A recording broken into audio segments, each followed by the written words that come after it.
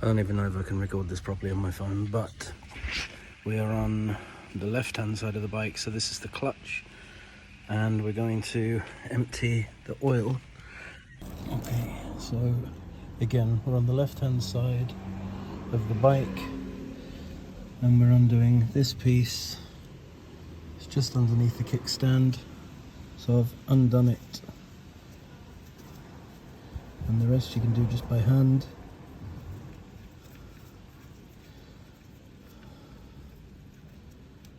So careful, because there's a little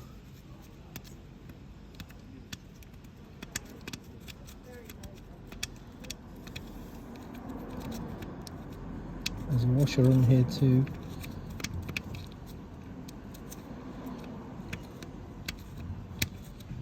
But we don't want to crash or come flying off.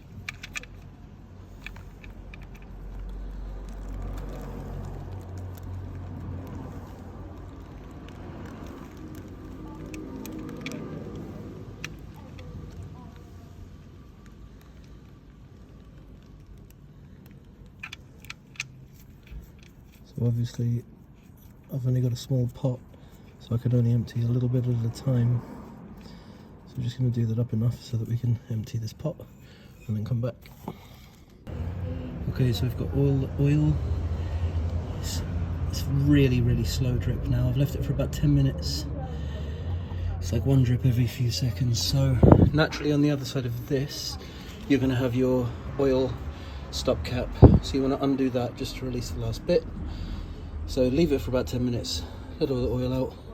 And now, obviously when you replace the oil, you want to be replacing your filter too. So you're going to need one of these, which is the official underscrew. And I've just put some coated paper over the pipes so that I get oil all over them. So this is now loose enough to undo by hand.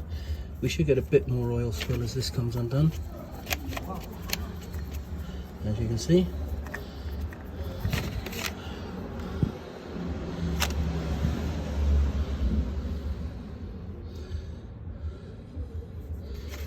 Just keep these edges turned upwards so we can pop in the tray afterwards. And once this is out, I will tidy this off and put the new one, which is here. I shall put the new one back on and then do up the valve at the back, and we're good.